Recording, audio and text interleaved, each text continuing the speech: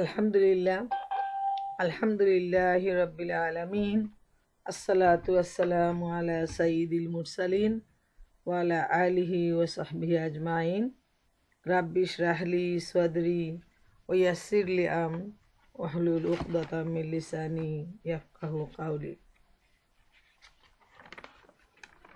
আমার এই টেলিকনফারেন্সের প্রিয় মা ও বোনেরা, আসসালামু আলাইকুম ও রহমতুল্লাহি ওয়া বারাকাতুহু।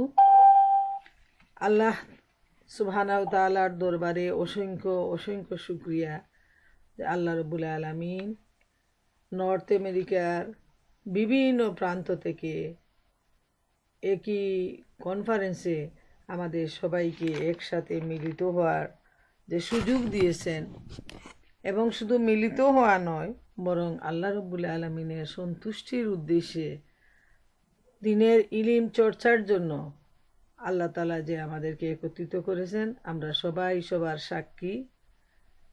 আল্লাহ তাআলা যেন আজীবন আমাদেরকে দিনের ইলম অর্জনের তৌফিক দান করুন, এর উপর আমল করার তৌফিক দিন, এবং এই ইলম অর্জনের মাধ্যমেই আমাদেরকে জান্নাত পর্যন্ত নিয়ে পৌঁছান। আমরা সবাই বলি আমিন। আজকে আপনাদের সামনে যে বিষয়টি আলোচনা করব সেটা হলো নবীগণের দুয়া এবং আমাদের শিক্ষা।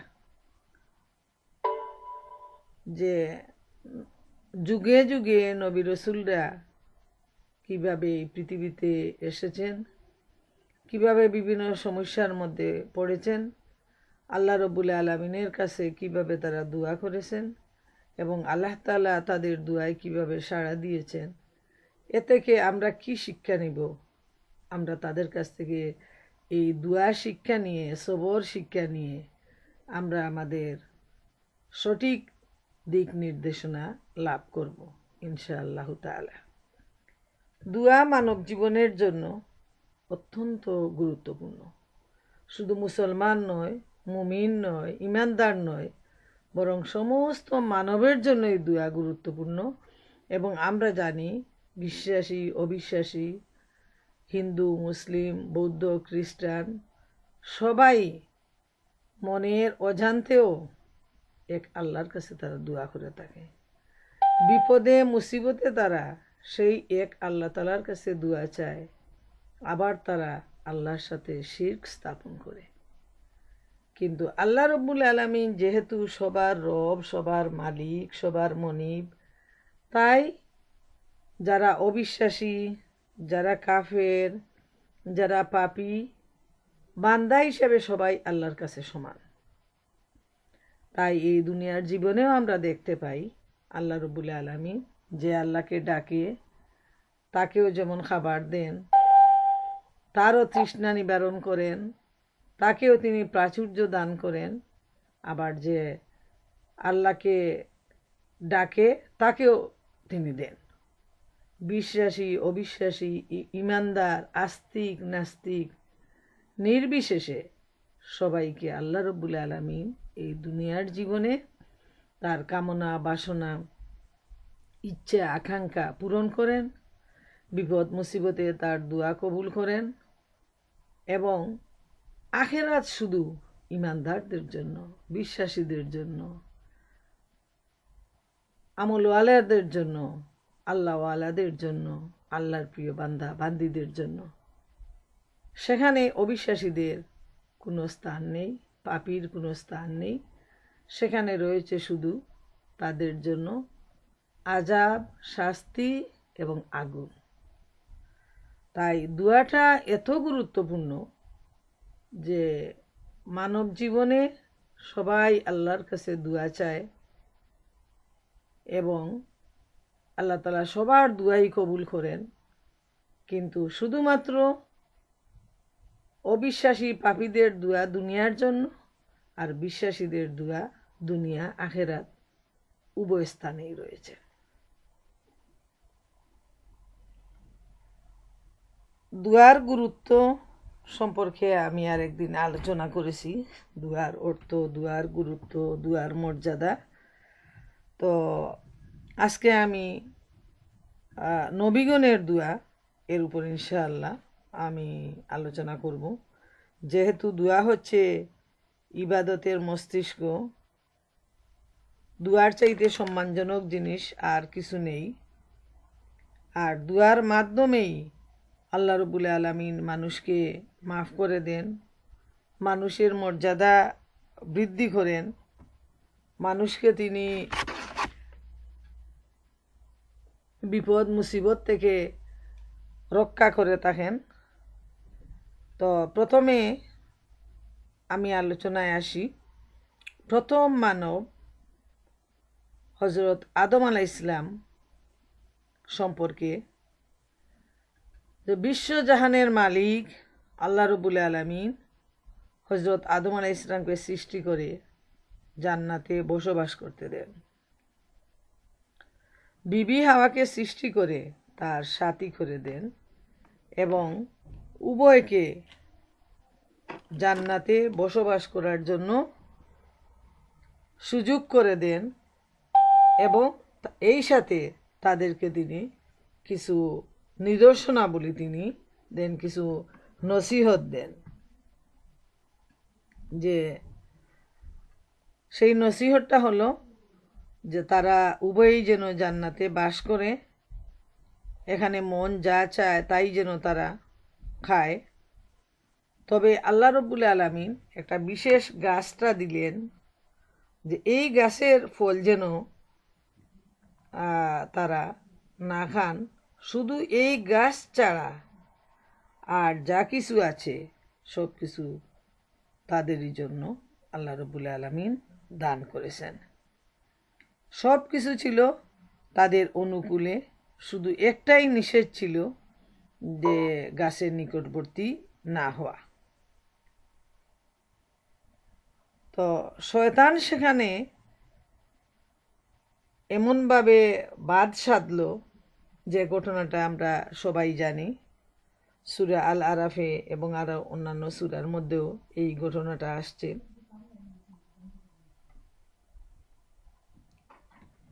যে শয়তান কিভাবে বাধাগ্রস্ত করলো এবং এর ফলে কিভাবে হজরত আদম আলাইহিস সালামকে তারা এই জান্নাত থেকে শয়তানের প্ররোচনার মাধ্যমে কিভাবে তিনি বহিষ্কৃত হলেন। সূরা আল আরাফের 18 এবং 19 নম্বর আয়াতে আল্লাহ রব্বুল আলামিন ইরশাদ করেন, বিসমিল্লাহির রহমানির রহিম, قال اخرج منها مذءوما مدحورا لمن تبعك منهم لأملأن جهنم منكم أجمعين ويا آدم اسكن أنت وزوجك الجنة فكلا من حيث شئتما ولا تقربا هذه الشجرة فتكونا من الظالمين।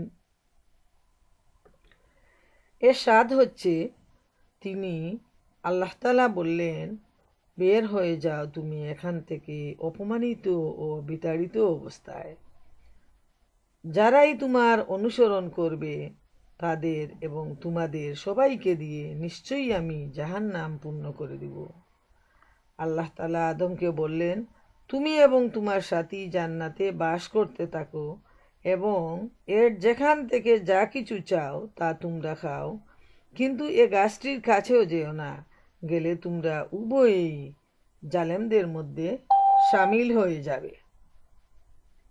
কিন্তু শয়তানের প্ররোচনায় পড়ে যখন তারা এই নিষিদ্ধ গাছটির ফল ভক্ষণ করে ফেললেন, তখন আল্লাহ রব্বুল আলামিন তাদের উপর এত বেশি ক্রুদ্ধ হলেন যে তাদের দুজনকেই তিনি জান্নাত থেকে বহিষ্কৃত করে দিলেন। হযরত আদম আলাইহিস সালাম এবং বিবি হাওয়াকে।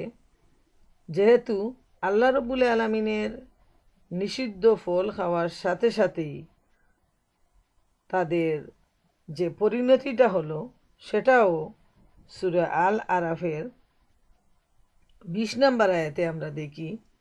আল্লাহ রব্বুল আলামিন ইরশাদ করেন, ফাওয়াসওয়াসা লাহুমা শাইতানু লিইউবদিয়া লাহুমা মা উরিয়া আনহুমা মিন সাওআতিহিমা ওয়াকালা মা নাহাকুমা রাব্বুকুমা আন হাযিহি শাজারাতি ইল্লা আন তাকুনা মালাকাইনি আও তাকুনা মিনাল খালিদিন। এরপর শয়তান তাদের দুজনকে কুমন্ত্রণা দিল যেন সে তাদের নিজেদের লজ্জাস্থানসমূহ, যা তাদের পরস্পরের কাছ থেকে গোপন করে রাখা হয়েছিল, প্রকাশ করে দিতে পারে। সে তাদের আরো বলল, তোমাদের মালিক এ গাছটির কাছে যাওয়া থেকে তোমাদেরকে যে বারণ করেছেন তার উদ্দেশ্য এছাড়া আর কিছুই নয়। সেখানে গেলে তোমরা উভয়েই ফেরেশতা হয়ে যাবে অথবা তোমরা জান্নাতে চিরস্থায়ী হয়ে যাবে। প্রিয় মা বোনেরা, আমরা দেখি এই আয়াতের মাধ্যমে যে শয়তান কিভাবে মানুষের বন্ধু সেজে তাকে ধোঁকা দেয়। আদম আলাইহিস সালামকে ধোঁকা দেওয়ার মাধ্যমে তাকে জান্নাত থেকে বহিষ্কৃত করে দেয়। আল্লাহ রাব্বুল আলামিন আদম আলাইহিস সালাম এবং বিবি হাওয়াকে জান্নাত থেকে পৃথিবীতে পাঠিয়ে দিলেন এবং তখন আদম আলাইহিস সালাম এবং বিবি হাওয়া তাদের নিজেদের ভুল বুঝতে পারলেন। তখন আল্লাহর ভয়ে তাদের অন্তর কেঁপে উঠল। তারা যে আল্লাহর আদেশ লঙ্ঘন করেছেন সেজন্য তাদের আত্মা কেঁদে উঠল এবং তারা আল্লাহর দরবারে বিনয় অবনত হয়ে কাতর কণ্ঠে কেঁদে কেঁদে আল্লাহ তাআলার কাছে দোয়া চাইলেন। সে দোয়াটাও সূরা আরাফের 23 নম্বর আয়াতে আল্লাহ সুবহানাহু ওয়া তাআলা ইরশাদ করেন, যেটা আল্লাহ তাআলা নিজেই আদম আলাইহিস সালামকে শিখিয়ে দিয়েছেন। রব্বানা যালামনা আনফুসানা ওয়া ইল্লাম তাগফির লানা ওয়া তারহামনা লানাকুনান্না মিনাল খাসিরিন। ওগো পরওয়ারদিগার, আমরা নিজেরাই নিজেদের উপর জুলুম করেছি। এখন তুমি যদি আমাদের ক্ষমা না করো আর আমাদের প্রতি অনুগ্রহ না করো তাহলে তো আমরা ধ্বংস হয়ে যাব। সুবহানাল্লাহ, এত সুন্দর সংক্ষিপ্ত দোয়া, যে দোয়ার মধ্যে সমস্ত কথা চলে আসছে। যে আল্লাহ তাআলার কাছে কাকুতি মিনতি করে দোয়া চাইলেন যে আমরা তো নিজের নফসের উপর জুলুম করে বসেছি, নিজের উপর। অতএব আল্লাহ তাআলা যদি আমাদের ক্ষমা না করো আর আমাদের প্রতি যদি তুমি দয়া না করো তাহলে তো আমরা ধ্বংস হয়ে যাব, আমরা জালিমদের অন্তর্ভুক্ত হয়ে যাব। আল্লাহ সুবহানাহু ওয়া তাআলা নবীর তখন কিন্তু তিনি সাধারণ মানুষ ছিলেন আমাদের মতো, কিন্তু এখানে আমরা খুব গুরুত্বপূর্ণ একটা জিনিস লক্ষ্য করি, যেটা হলো যে এই দোয়াটা তিনি কবুল করলেন। আদম আলাইহিস সালামকে বিবি হাওয়াকে তিনি মাফ করে দিলেন এবং আদম আলাইহিস সালামের মর্যাদা তিনি এতটুকু বৃদ্ধি করে দিলেন যে তাকে তিনি নবুয়ত দান করলেন এবং পরবর্তী বংশধরকে দ্বীনের দাওয়াত দেওয়ার জন্য, দ্বীনের প্রচারের জন্য তিনি তাকে নবী হিসাবে মনোনীত করলেন। এখান থেকে আমরা যে শিক্ষাটা নিতে পারি সেটা হলো, আল্লাহ রাব্বুল আলামিন তার গুনাহগার বান্দা যখন মাফ চায়, তওবার মতো তওবা চায়, দুয়ার মতো দুয়া চায়, তখন তিনি তার দুয়াকে পছন্দ করেন, তার দুয়া কবুল করেন এবং তাকে মাফ করে দেন এবং এই সাথে তার মর্যাদা তিনি বৃদ্ধি করে দেন। আমরা এখানে দেখি আদম আলাইহিস সালামের এই ঘটনা থেকে যে তিনি দুয়া চেয়েছেন, আল্লাহ তাকে মাফ করে দিয়েছেন এবং আল্লাহ রাব্বুল আলামিন তাকে মর্যাদা বৃদ্ধি করে দিয়েছেন। নবুয়তির দায়িত্বে তাকে তিনি দিলেন, নবী হিসাবে তাকে তিনি মনোনীত করলেন। এখান থেকে আমাদের উম্মতে মুহাম্মদী হিসাবে, সাধারণ মুসলমান হিসাবে আমরা যে শিক্ষা নিতে পারি সেটা হলো যে আমরা মানুষ, আমরা জেনে না জেনে আমরা গুনাহ করে বসি। শয়তানের প্ররোচনায় পড়ে আমরা গুনার ফাঁদে পড়ে যাই, কিন্তু সাথে সাথে যেন আমরা তওবা করি কুরআন থেকে যে দোয়াগুলো নবী রাসূলের মাধ্যমে আমাদেরকে শেখানো হয়েছে, হাদিস থেকে যে দোয়াগুলো আমরা জেনেছি, সেই দোয়ার মাধ্যমে, তওবার মাধ্যমে আমরা আল্লাহ তাআলার কাছে কেঁদে কেঁদে চাইব নিজের গুনাহ মাফের জন্য। ইনশাআল্লাহ আল্লাহ সুবহানাহু ওয়া তাআলা তার গুনাহগার বান্দাকে কবুল করেন, তার তওবা তিনি কবুল করেন, তাকে তিনি মাফ করেন এবং তার মর্যাদা তিনি বৃদ্ধি করে দেন। যেমন সূরা আলে ইমরানে আল্লাহ রাব্বুল আলামিন ইরশাদ করেন, সূরা বাকারায় আসছে, আরো বিভিন্ন সূরায় এই ধরনের আয়াতগুলো আসছে যে সাবিকু ইলা মাগফিরাতিম মির রাব্বিকুম ও জান্নাতিন আরদুহা কাআরদিস সামাই ওয়াল আরদ। দৌড়াও একে অপর হইতে, প্রতিযোগিতা করো তোমাদের খোদার ক্ষমা এবং সেই জান্নাতের দিকে যার বিশালতা ও বিস্তৃতি আকাশ ও জমিনের সমান। প্রিয় বোনেরা আমার, এখান থেকে আমরা যে বিষয়টা লক্ষ্য করি সেটা হলো যে আল্লাহ রব্বুল আলামিন তার বান্দাকে আল্লাহ তাআলার কাছে মাফ চাওয়ার জন্য তিনি তাগিদ করেছেন এবং এই সাথে তিনি এই গ্যারান্টি দিয়েছেন যে যারা মাফ চাইবে আল্লাহ তাআলা তাদেরকে মাফ করে দিবেন, সাথে সাথে তিনি এত বিশাল জান্নাত দিবেন যার বিশালতা ও বিস্তৃতি আকাশ ও জমিনের সমান। এর মানে যে তাকে পুরস্কৃত করবেন এবং তার মর্যাদা তিনি বৃদ্ধি করে দিবেন। সুবহানাল্লাহু তাআলা। এরপর আমরা হযরত নূহ আলাইহিস সালামের ঘটনা যদি আমরা সংক্ষেপে এখানে নিয়ে আসি, যে আল্লাহর নবী হযরত নূহ আলাইহিস সালাম দীর্ঘ ৯৫০ বছর যাবৎ তার কওমকে আল্লাহর দ্বীনের প্রতি আহ্বান করেন, কিন্তু তার জাতি তাকে মিথ্যা বলে প্রত্যাখ্যান করে, অথচ তিনি তাদেরকে বারবার প্রচেষ্টা করেন আল্লাহর পথে আনার জন্য। যাবতীয় হিকমত, যাবতীয় প্রচেষ্টা তিনি দিনের পর দিন, মাসের পর মাস, বৎসরের পর বৎসর, যুগের পর যুগ তিনি চালিয়ে যান। তিনি ক্লান্ত হননি, পরিশ্রান্ত হননি। আল্লাহর দেয়া এই বিশাল দায়িত্ব তিনি পরিপূর্ণভাবে পালন করে যান। কিন্তু দেখা গেল এই দীর্ঘ বৎসরের পর বৎসর এই নাফরমান জাতির কাছে কাজ করার পরও তারা নাফরমানির মধ্যেই লিপ্ত থাকল এবং খুব অল্প সংখ্যক লোক, বিভিন্ন বর্ণনায় আসছে যে ৭০ থেকে ৮০-র মধ্যে, এত অল্প সংখ্যক লোক নূহ আলাইহিস সালামের দাওয়াত গ্রহণ করে এবং ঈমানের ছায়াতলে তারা আশ্রয় গ্রহণ করে।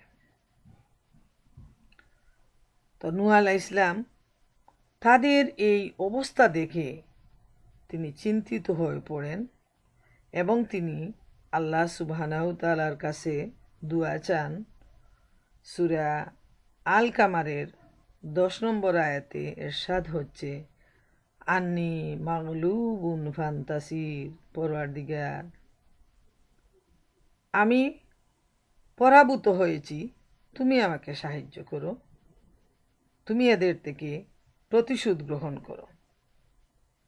আবার আমরা দেখি সূরা নূহের ২৬ এবং ২৭ নম্বর আয়াতে ইরশাদ হচ্ছে, ওয়াকালা নূহু রাব্বি লা তাযার আলাল আরদি মিনাল কাফিরিনা দাইয়ারা ইন্নাকা ইন তাযারহুম ইউদিল্লু ইবাদাকা ওয়া লা ইয়ালিদু ইল্লা ফাজিরান কাফফার। পরওয়ারদিগার, এ কাফেরদের একজনকেও ধরাপৃষ্ঠে ছেড়ে দিও না।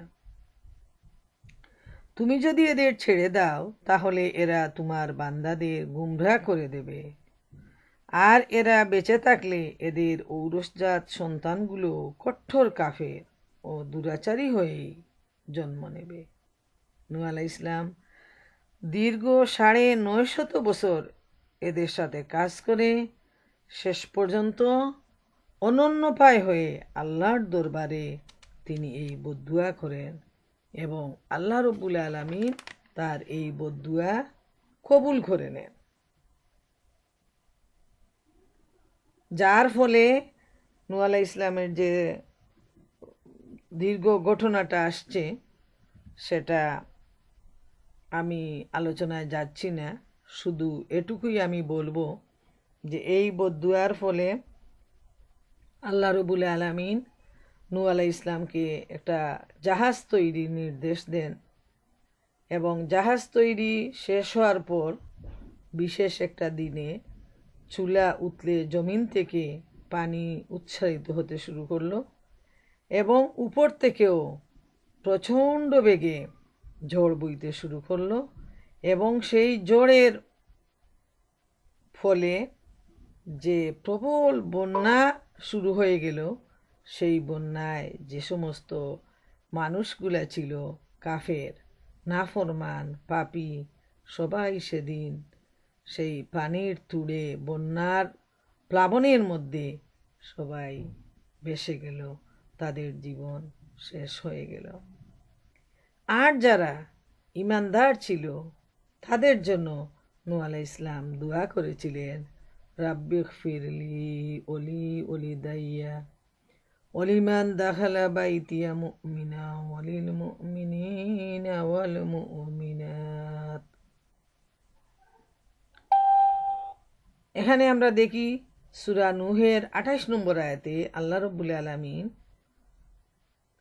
কাছে নূহ আলাইহিস সালাম যে দোয়া করেছিলেন, যারা তার সঙ্গী সাথী ছিল ইমানদার, তিনি তাদের জন্য এই দোয়া করেছিলেন যে পরওয়ারদিগার, আমাকে, আমার পিতামাতাকে এবং মুমিন হয়ে আমার ঘরে যারা প্রবেশ করবে এমন সব লোককে এবং মুমিন পুরুষ ও মহিলাদেরকে ক্ষমা করে দাও। এদেরকে কিন্তু তিনি পাপীদের জন্য বদুয়া চেয়েছিলেন ধ্বংসের, আল্লাহ তাআলা তাদেরকে ধ্বংস করে দিলেন বন্যার প্লাবনে, তারা সবাই এই দুনিয়ার জীবন থেকে চলে গেল, পুরা জাতির লোক ধ্বংস হয়ে গেল।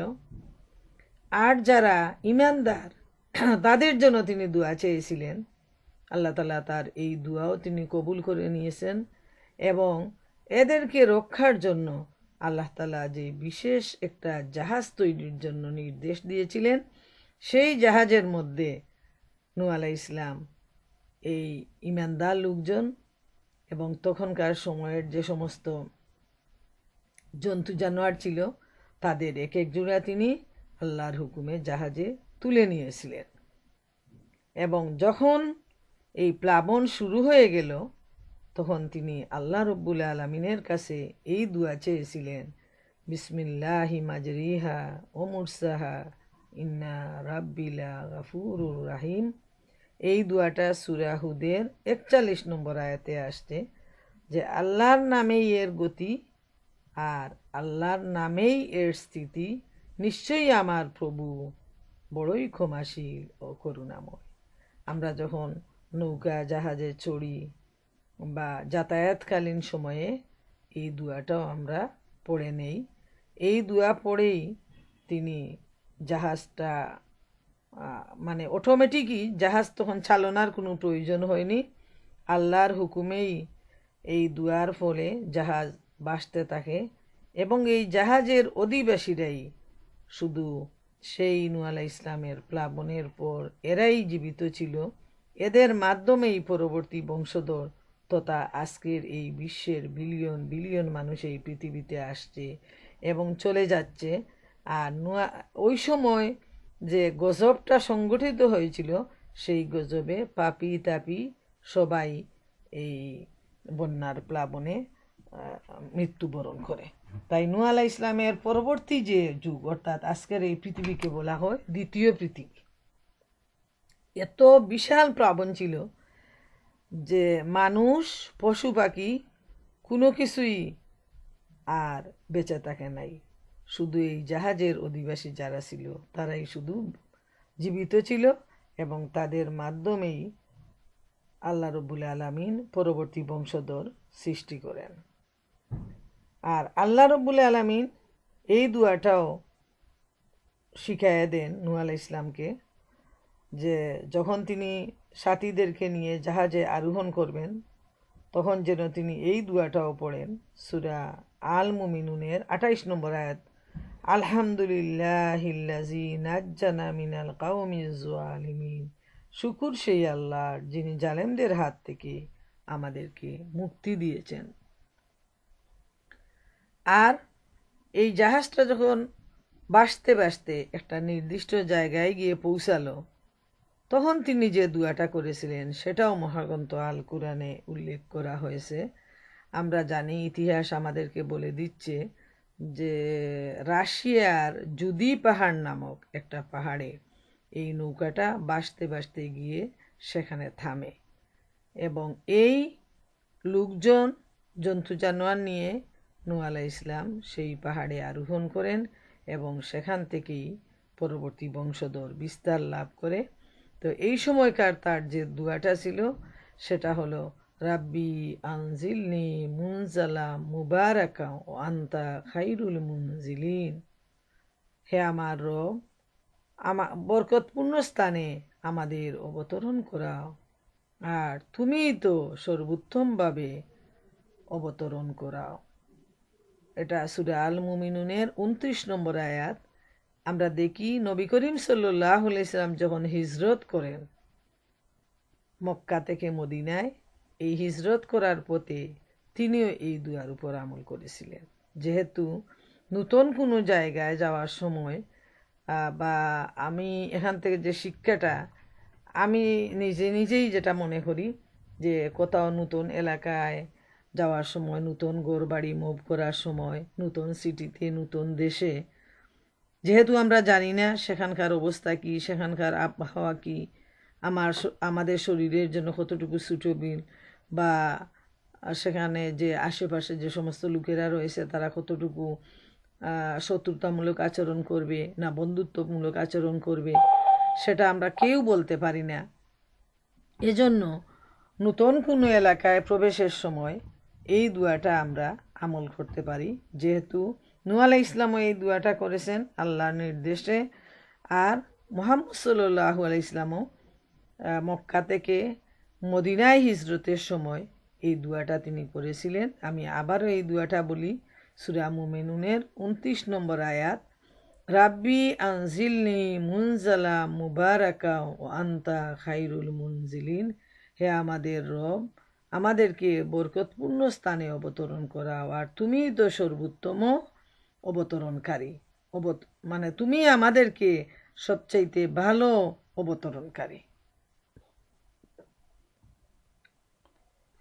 তো আমরা এখান থেকে যে শিক্ষাটা নিলাম সেটা হলো যে নবী রসুলরা যে দুয়াগুলা করেছিলেন সেটা আল্লাহ রব্বুল আলামিনের শিখানো দুয়া। আল্লাহ তালাই তাদেরকে শিখিয়ে দিয়েছেন, তারা এর উপর আমল করেছেন, দুয়া চেয়েছেন, এই দুয়াগুলো কবুল হয়েছে, এবং মহাগ্রন্থ আল কুরআনে এই ঘটনা উল্লেখপূর্বক এই দুয়াগুলো আল্লাহ রব্বুল আলামিন বিশ্ববাসীর জন্য তিনি এক্সাম্পল হিসাবে রেখে দিয়েছেন, যেন আমরাও আমাদের প্রয়োজনের সময়, বিপদে মুসিবতে, সুখে দুঃখে, এগুলার উপর যেন আমরা আমল করতে পারি। যেহেতু দুয়া মানুষের ভাগ্যের পরিবর্তন করে, দুয়া মানুষকে মুসিবত থেকে রক্ষা করে, দুয়া মানুষকে তার নিজের যে মনের আশা আকাঙ্ক্ষা সবগুলো পূরণ করে, তাই দুয়ার চাইতে গুরুত্বপূর্ণ আর কোনো জিনিস মানব জীবনের নেই। মানুষ খুবই অসহায়, মানুষের নিজের চেহারাও দেখতে পায় না, মানুষ নিজের পিঠটা নিজের হাতে চুলকাতে পারে না, এত অসহায় এই মানব জাতি। তারপর কিভাবে যে মানুষ অহংকার করে, কিভাবে মানুষ আল্লাহকে ভুলে গিয়ে তার পাপের মধ্যে ডুবে থাকে, নিজের নফসের গুলামি করে, যেখানে নিজের হাত পা চোখ কান শক্তি সব কিছু যিনি দিয়েছেন, সেই মহান মাবুদের গুলামি করা আমাদের দায়িত্ব। তারই দেওয়া অঙ্গ প্রত্যঙ্গ দিয়ে, তারই দেয়া জ্ঞান বুদ্ধি দিয়ে আমরা আল্লাহর কাছে মাথা নত করব। কিন্তু মানুষ যখন সেই মহান মাবুদকে ভুলে গিয়ে আল্লাহর দেয়া এই সমস্ত নিয়ামতকে কাজে লাগিয়ে গুনাহের মধ্যে লিপ্ত হয়ে যায়, তখন আল্লাহ রব্বুল আলামিন মানুষকে শাস্তি না দিয়ে আর কি করবেন? কিন্তু আল্লাহ তাআলা এত দয়াবান মানুষের প্রতি, মানুষ যখন আবার তওবা করে, মানুষ যখন আল্লাহর রাস্তায় ফিরে আসে, আল্লাহর কাছে যখন কান্নাকাটি করে দোয়া চায়, তখন আল্লাহ তাআলার আরশ নাড়া দিয়ে উঠে। তিনি মাফ না দিয়ে পারেন না, তিনি মাফ করেন, আবার তার মর্যাদা বৃদ্ধি করেন, আবার তাকে নিয়ামত দিয়ে ধন্য করেন, আবার তাকে জান্নাত দেওয়ার জন্য প্রতিশ্রুতি করেন। সুবহান আল্লাহ তাআলা। এখন আমরা আসি হযরত ইব্রাহিম আলাইহিস সালাম, তিনি মানব জাতির পিতা। তিনি কিভাবে দোয়া করেছিলেন, তিনি কিভাবে বিভিন্ন ধরনের মুসিবতের সম্মুখীন হয়েছিলেন। আজ থেকে প্রায় 4000 বৎসর, 4500 বৎসর পূর্বের কথা। ইরাকের উর নগরীতে হযরত ইব্রাহিম আলাইহিস সালামের জন্ম। ইব্রাহিম আলাইহিস সালামের পিতার নাম ছিল আজর। তিনি ছিলেন তখনকার আমলের শাসক নমরুদের ধর্মীয় পুরোহিত, অর্থাৎ প্রিস্ট ছিলেন। তিনি অনেক বড় মর্যাদার অধিকারী ছিলেন এবং সেই পৌত্তলিক বাবার ঘরে ইব্রাহিম আলাইহিস সালামের জন্ম হয় এবং আল্লাহ রব্বুল আলামিন একজন পৌত্তলিকের ঘরে জন্ম দিয়ে ইব্রাহিম আলাইহিস সালামকে কিভাবে তিনি এত মর্যাদার অধিকারী করলেন, তিনি কি তাকে নবুয়তের মহান দায়িত্ব দান করলেন এবং এই দায়িত্ব পালন প্রথম পদক্ষেপে নিলেন ইব্রাহিম আলাইহিস সালাম তার পিতাকে দিয়ে। তিনি প্রথমেই তার পিতার কাছে গিয়ে তৌহিদের দাওয়াত দিলেন। তখনই শুরু হয়ে গেল বিরোধিতা বাবা এবং ছেলের মধ্যে। পিতা তাকে, যেহেতু তিনিও ছিলেন ধর্মীয় পুরোহিত, তিনি ছিলেন প্রিস্ট, তার ধর্মের প্রতি তার ছিল প্রগাঢ় বিশ্বাস, তাই তিনি তার ছেলেকে কঠিন শাস্তির পরোয়ানা দিলেন এবং তিনি ছেলেকে ত্যাগ করলেন। এবং যখন ইব্রাহিম আলাইহিস সালাম বাবার থেকে বিতাড়িত হয়ে যখন তিনি বের হয়ে আসলেন, তখন তিনি এই দোয়াটা করেছিলেন, ইন্নি জাহিবু ইলা রাব্বি সাইয়াহদিন, আমি আমার পরওয়ারদিগারের দিকে চললাম, তিনি আমাকে পথ দেখাবেন। সূরা আস-সাফফাতের 99 নম্বর আয়াত। ইব্রাহিম আলাইহিস সালামের জানা ছিল না কোথায় তিনি যাবেন, কোথায় তার ঠিকানা, কিন্তু যেখানে বাবা তার সন্তানকে শুধুমাত্র দিনের জন্য, এক আল্লাহর প্রতি বিশ্বাসের জন্য তিনি তাকে ত্যাগ করলেন পুত্রকে, তখন অজানার উদ্দেশ্যে পাড়ি দিতে গিয়ে ইব্রাহিম আলাইহিস সালাম আল্লাহ রব্বুল আলামিনের কাছে এই বিশ্বাস নিয়েই তিনি দোয়া চাইলেন এবং তার বাবাকে বললেন যে আমি তো আমার পরওয়ারদিগারের দিকে চললাম আর আমার আল্লাহই আমাকে পথ দেখাবে। সুবহান আল্লাহ তাআলা। এত বিরাট যে বিশ্বাস এবং ভরসা। প্রথম হলো যে এত বড় লোকের সন্তান তিনি, কোনো কিছুর অভাব ছিল না, ধন সম্পদ, টাকা পয়সা, প্রতিপত্তি, মান সম্মান, কিন্তু বিশ্বাসের জন্য, ধর্মের জন্য, দিনের জন্য, আল্লাহ তাআলার মহব্বতের জন্য তিনি তার বাবা মা, আত্মীয় স্বজন, সম্পদ, প্রভাব প্রতিপত্তি সব কিছু ছেড়ে, বাড়ি ছেড়ে, দেশ ছেড়ে অজানার উদ্দেশ্যে তিনি যাত্রা করলেন এবং শুধু এক আল্লাহ রব্বুল আলামিনের উপর তিনি ভরসা করে বাড়ি থেকে তিনি বের হয়ে গেলেন যে আমার আল্লাহ ছাড়া আর তো আমার কেউ নেই, আমি আমার আল্লাহর দিকেই চললাম, যেখানে আমার আল্লাহ নিয়ে যাবেন সেটাই হবে আমার আশ্রয়স্থল এবং সঠিক পথ দেখানোর মালিক হচ্ছেন আমার আল্লাহ রব্বুল আলামিন। সূরা মুমতাহানার 4 নম্বর আয়াতে আসছে ইব্রাহিম আলাইহিস সালামের আরেকটা দোয়া, রাব্বানা আলাইকা তাওয়াক্কালনা ওয়া ইলাইকা আনাবনা ওয়া ইলাইকাল মাসির। বড় মর্মস্পর্শী, বড় গুরুত্বপূর্ণ এই দোয়া যে ওগো আমার অভিভাবক, আমরা তোমার উপর তাওয়াক্কুল করলাম, তোমার দিকে প্রত্যাবর্তন করলাম, আর তুমিই তো আমাদের গন্তব্যস্থল। সুবহানাল্লাহ তাআলা। এত বিরাট ভরসা, এত বিরাট তাওয়াক্কুল সাধারণ মানুষ হিসাবে আমরা দেখি যখন বিপদ আসে মানুষ অস্থির হয়ে যায়, মুখে বলে আমি তো ভরসা করলাম, আমি তো তাওয়াক্কুল করলাম, আমি তো সবর করলাম, কিন্তু তার কাজ, তার পেরেশানি, তার অস্থিরতা আশেপাশে সবাইকে বেকুল করে তুলে। নিজের আত্মীয় স্বজন, টাকা পয়সা সব কিছু হাতের কাছে থাকার পরও মানুষ যেন দিশাহারা হয়ে যায়।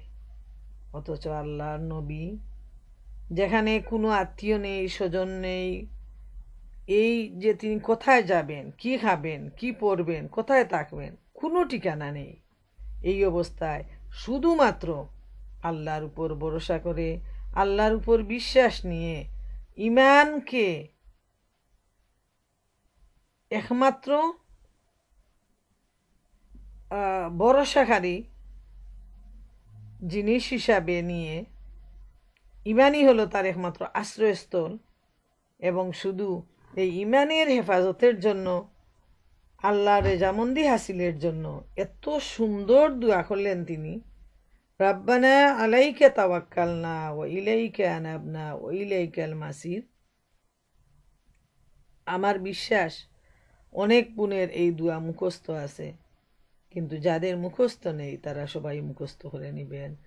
এত অন্তরস্পর্শী, মর্মস্পর্শী এই দোয়া যে হে আমাদের প্রতিপালক, হে আমাদের অভিভাবক, আমরা তোমার উপর তাওয়াক্কুল করলাম, তোমার দিকেই ফিরে আসলাম, আর তুমি আমাদের একমাত্র ভরসার স্থল।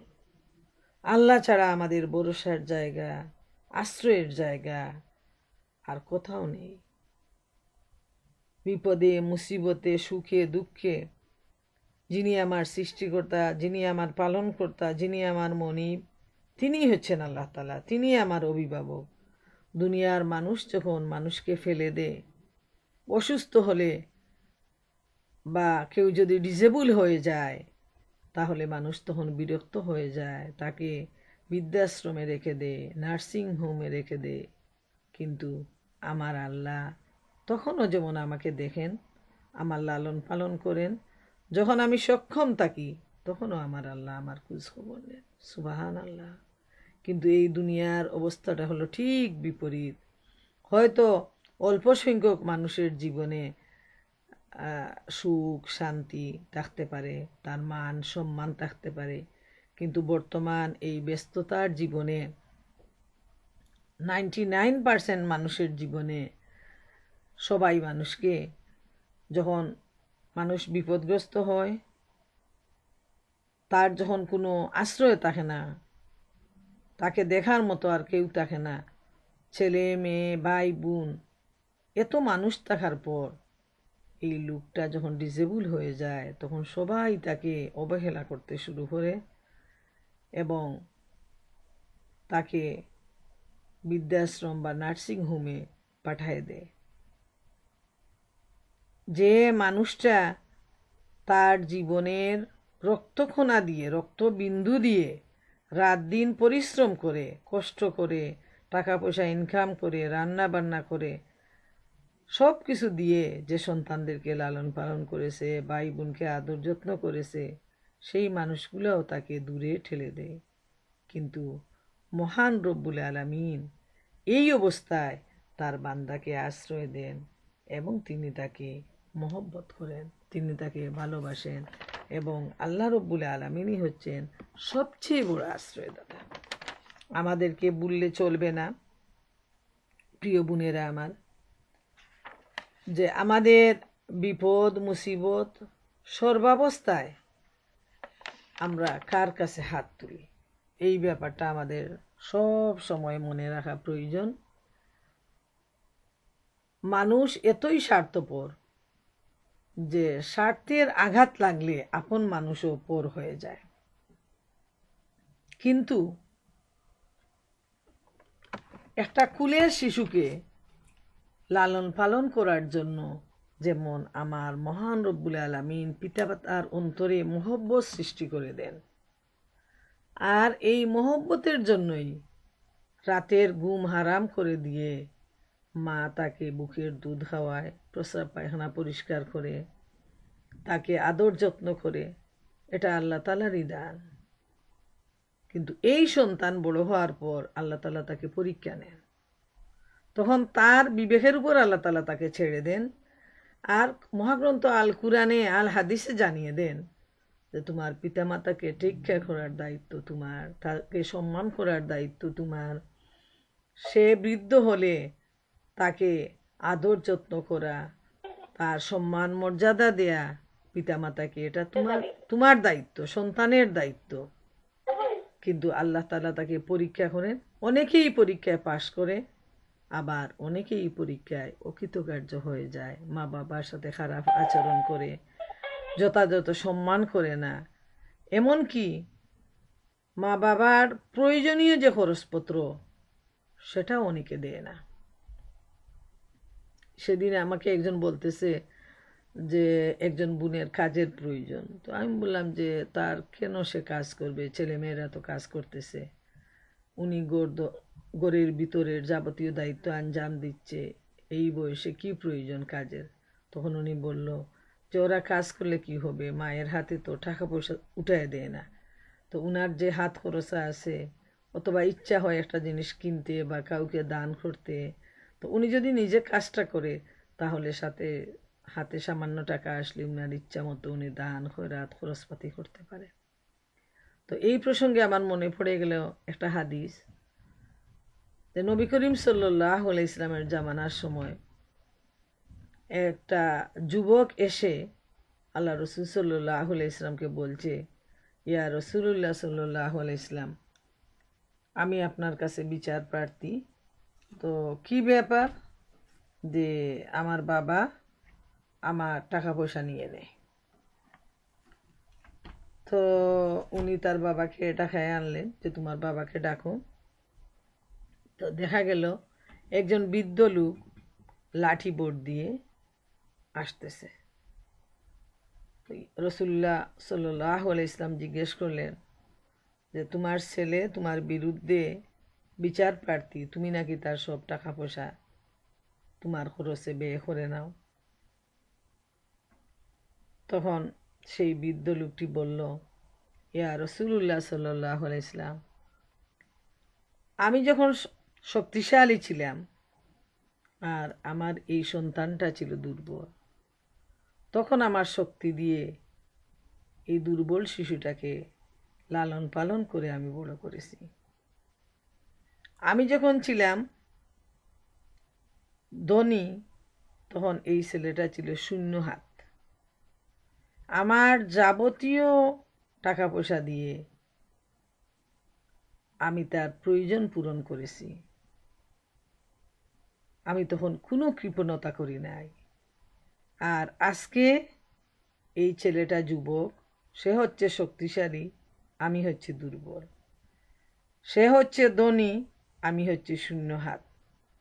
আজকে আমার প্রয়োজনে যে সামান্য কিছু খরচ করি, এজন্য আমার ছেলেটা আমাকে বাধাগ্রস্ত করে, আমার প্রয়োজনীয় খরচপাতি সে আমাকে দিতে চায় না। তখন আল্লাহ রসুল সাল্লাল্লাহু আলাইহি ইসলামের চোখ বেয়ে পানি ঝরতে শুরু করল এবং তিনি ফয়সালা দিলেন যে, হে সন্তান, শুনো, তুমিও তোমার বাবার, আর তোমার সম্পদও তোমার বাবার। সন্তান হলো পিতামাতার উপার্জন, এটা হলো একটা সম্পদ। আর সন্তান যা উপার্জন করবে সেটাও হলো এই উপার্জিত সম্পদ পিতামাতার সম্পদ। অতএব তোমার সম্পদ থেকে ইচ্ছা মতো তোমার পিতা ব্যবহার করতে পারবে, খরচ করতে পারবে।